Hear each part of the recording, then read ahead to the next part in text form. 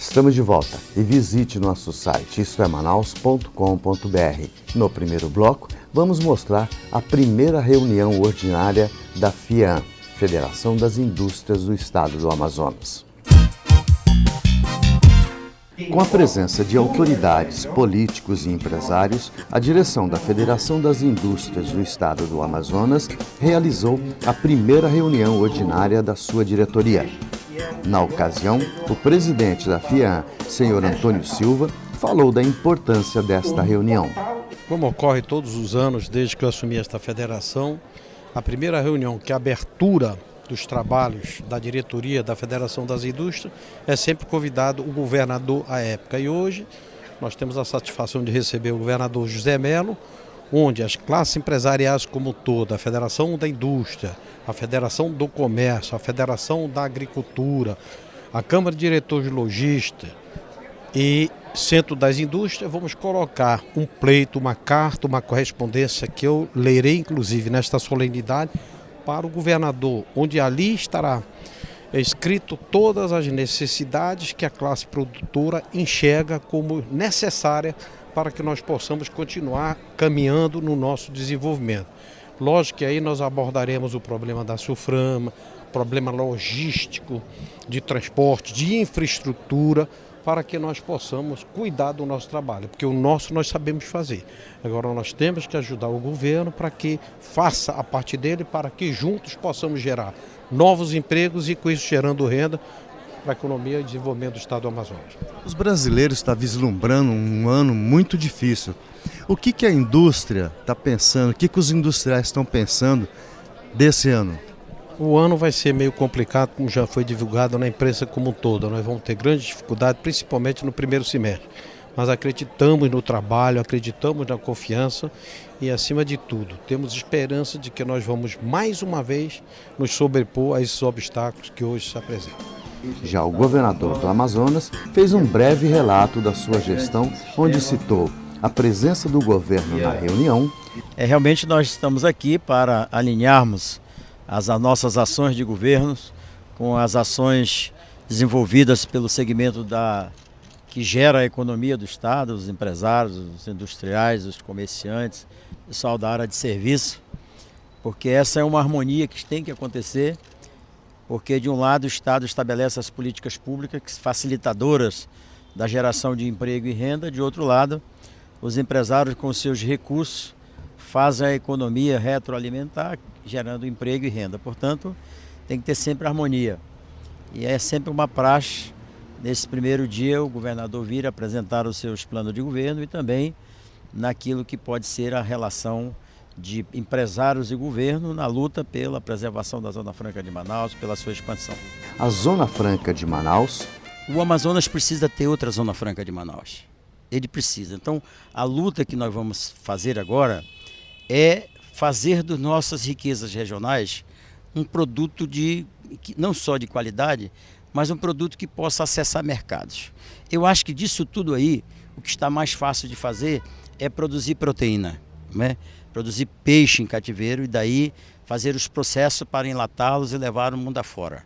O mundo todo tem necessidade de proteína, não tenha dúvida disso. Os países lá das Chinas da vida, das Coreias da vida, eles comem todo tipo de animal porque é proteína, lagarta, lesma, barata, cobra, cachorro, gato, etc. Não é porque eles gostam, se gostassem não colocaram aqueles molhos picantes que você não sente nada, mas eles precisam de proteína e comem.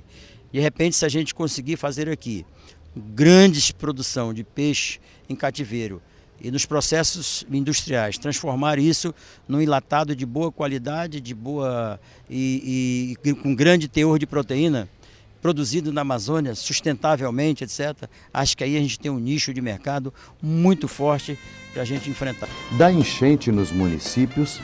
Bem, nós estamos aí acompanhando, né, monitorando. Nós estamos aí com o Juruá já no nível maior do que deveria estar nessa época do ano. O Purus com Boca do Acre já entrando em situação de emergência. O Madeira com as comportas para serem abertas das duas grandes hidrelétricas. Quando isso acontecer, vai ser um Deus nos acuda. E estamos aí com o Alto Solimões tendo muita chuva. O que significa? Os altos rios todos e o altiplano boliviano e peruano também recebendo muitas chuvas. Significa o quê? Essas chuvas todas virão para cá, essas águas todas virão para cá. Então a expectativa que a gente tem é um pouco sombria nesse sentido. A gente imagina que vamos ter uma das grandes enchentes esse ano. No Juruá ela já é uma grande enchente. Tanto é que alguns municípios já estão em situação de emergência. Nós tomamos as providências desde o ano passado, quando nós vimos aquela estiagem prolongada, que nós imaginamos, bom, vem chuva, muita chuva por aí. Tomamos as providências, a nossa Defesa Civil está aparelhada, já destaquei algo em torno de 25 milhões de reais para enfrentarmos, se isso acontecer, essa grande cheia que vem por aí, de maneira que estamos preparados. A preocupação e comercialização da água doce. Gostaria de dizer a vocês que a gente precisa começar a pensar numa coisa que é muito importante. O mundo todo, ele tem hoje algumas dificuldades em relação à água potável, em relação à água doce, não é? Embora tenhamos processos de dessalinização, esses processos não são muito adequados para a saúde. Então a água doce é um bem fundamental. Ora, se o petróleo que é tirado da natureza é considerado uma commodity, um bem que gera riqueza, a pergunta que eu faço é por que a água doce não?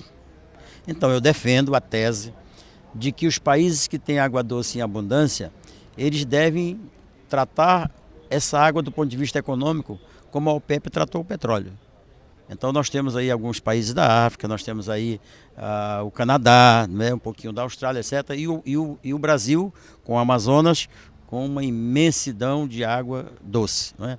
Então eu defendo duas coisas. Primeiro, que a gente tem que começar a tratar isso de uma forma mais profissional. De um lado, levando água daqui para o resto do Brasil para resolvermos um problema interno.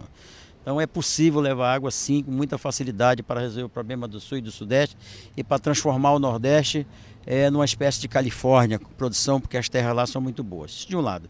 De outro lado é criarmos mecanismos internos do Brasil para que a nossa água, ao ser levada daqui, ela seja considerada como uma commodity. O Canadá troca 3 barris de água por 1 de petróleo. Já faz isso com a China e com vários países da Arábia Saudita, por exemplo, é um deles. Da sucessão na direção da SUFRAMA. A minha defesa é que não coloque nenhum político na SUFRAMA. Eu acho que é hora da SUFRAMA ter realmente um técnico, uma pessoa que haja de forma técnica. Afinal de contas, nós temos 50 anos aí de bonança com a Zona Franca de Manaus e precisamos aproveitar muito isso, não é? Não pode mais, nos próximos 50 anos, meus bisnetos, netos de vocês e os filhos de alguns de vocês que são mais jovens do que eu, possa chegar lá e nós não termos aqui um banco de conhecimento, um banco de informações sobre a nossa biodiversidade para criar outra Zona Franca de Manaus. Então acho que é hora de colocarmos lá um técnico para as decisões serem técnicas. Eu defendo assim.